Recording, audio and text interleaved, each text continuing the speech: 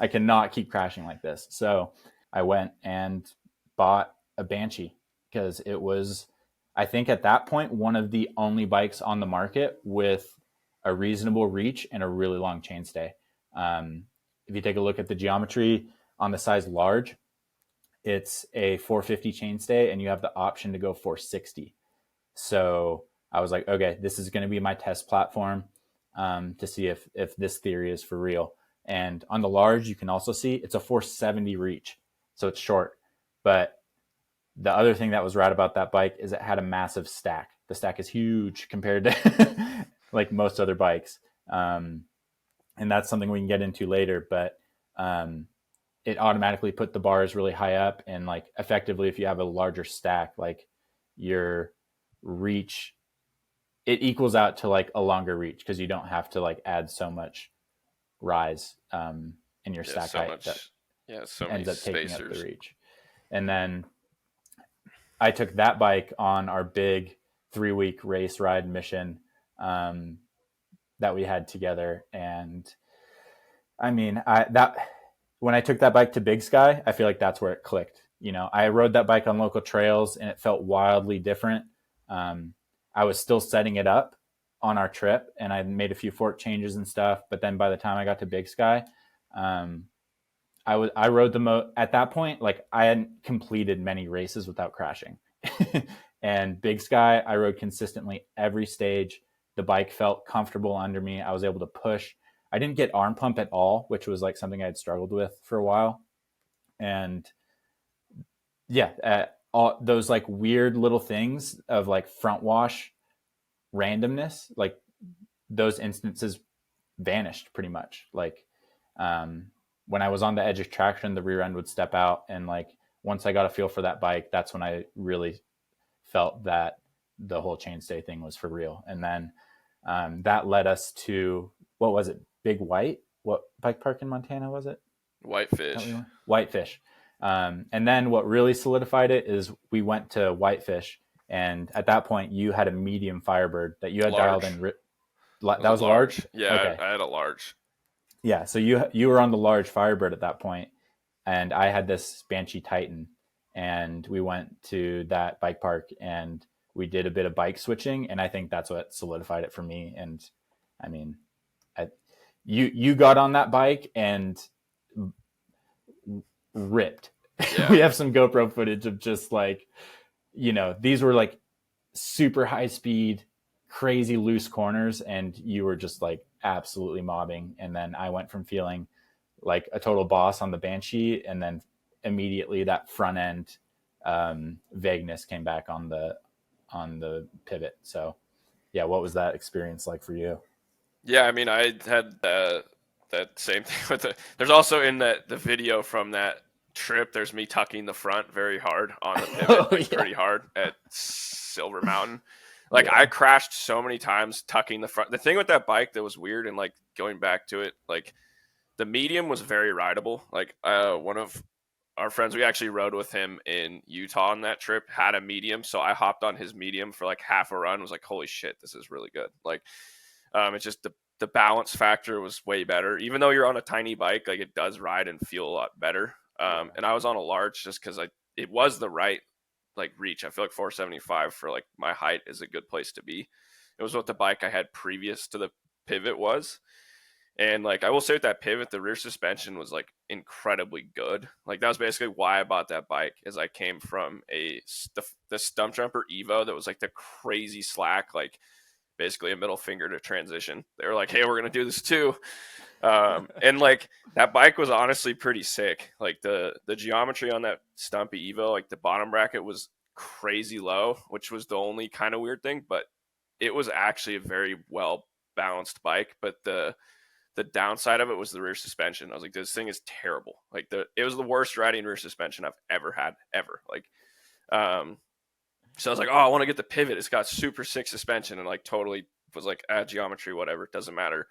And then got the Firebird, and then yeah, I was like, this bike's sick. Like it's insane. I can run anything over. And then like turning it was just a nightmare. And I tucked the front on that bike so many times. What was weird though is like it would either like wash, or it would like start to wash and grab and then like overcorrect. And it did that Yeah. to me a bunch, which is like when you're like trying to push and you're like sliding and it just grabs and like shoots off to the side.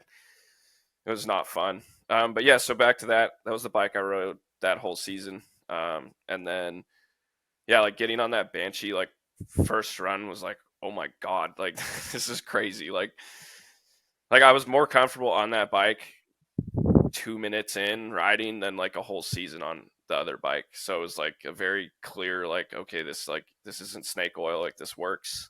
And yeah, it was mind blowing. I was like, I can actually confidently go into a turn and not like feel like I need to slow down. I've seen you ride a lot, right? When you hopped on that Banshee, I'm like, damn, Doman's back. Yeah, Like, it was funny. It was, yeah. Do you remember what chainstay I had? I honestly don't, because I think it I was went back and 460. it was 460. That Yeah, big white yeah, fish. dude. Yeah. So when you chuck the 460 on the Banshee, dude, like I don't know, it don't ride like anything else. Like I think that bike with the 450 chainstay, it has a lot of front end grip, and its handling characteristic is like more similar to a normal bike, like how it bunny hops, like how it jumps, like everything feels supernatural. But then like you put the 460 on, and then it just becomes like a speed demon. And I feel like the difference between those two is like really dramatic. But Definitely. I mean, for yeah, it's yeah, significant. Like it. Yeah, the 460 is it's not very nimble, so to speak, and it takes the timing basically gets very different of like when you start yeah, a bunny hop or when you initiate moves on the trail or whatever, it becomes it's different, but once you get used to it, it's insane. Like I think people should be not afraid to go try more extreme ends of like say that type of geometry versus reach. I think it has yeah, less of a negative impact than what people might think. And yeah, when you can just like you never feel uncomfortable at speed, which is insane. It could also be like that's what works with my body dimensions too. Like I also do have a little bit more of a rearward riding style than over the front, so I think that yeah, plays into it as well. yeah. And it's like I think a lot, like the Noli that just came out. It's like the one reason they're going to such long reach is like, I mean, the way I understand it, it's for stability, but the long chainstay, it's like, I mean, in both those situations, like what's really giving you stability is the wheelbase. And even though the reach on the Banshee wasn't that long, it was pretty short, you still had that like massive wheelbase. And then you just get the benefit of front end grip, where if you put it in the reach, you, I guess, get stable wheelbase in a straight line. But you're just making the whole cornering situation a much tougher battle.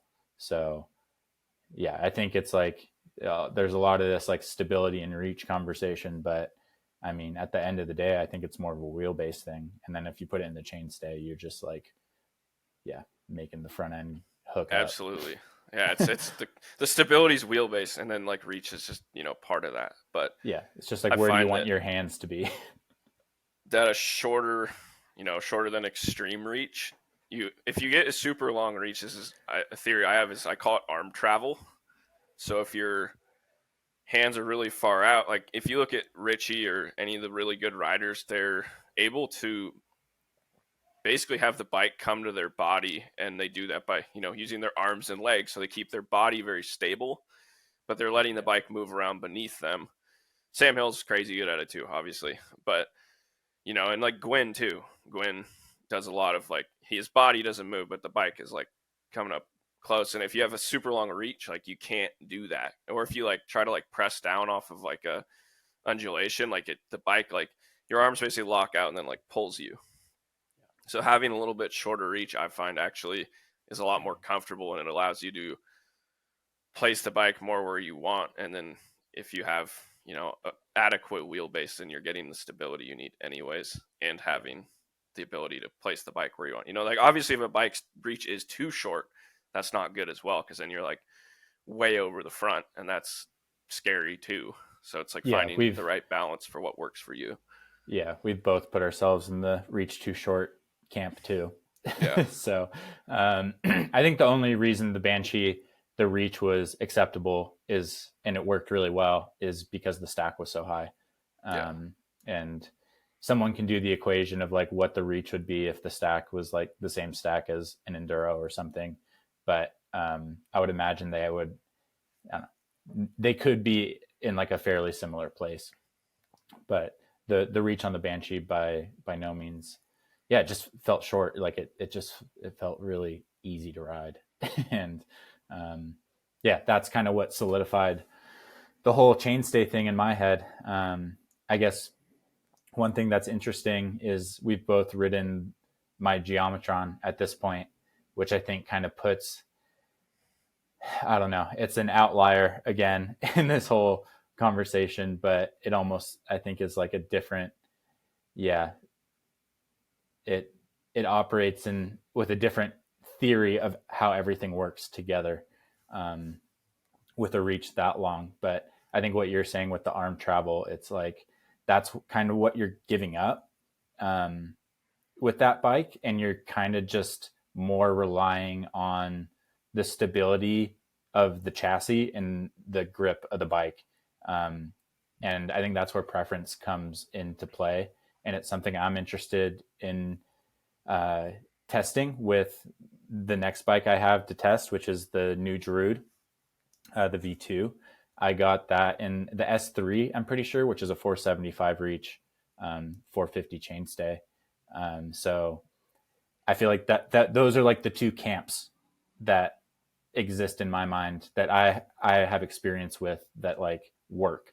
There's like super long reach, um, longer chainstay, more of just like a locked in body position, with what you're saying with arm travel, and then like the shorter reach, uh, longer chainstay where it's just a bit more dynamic.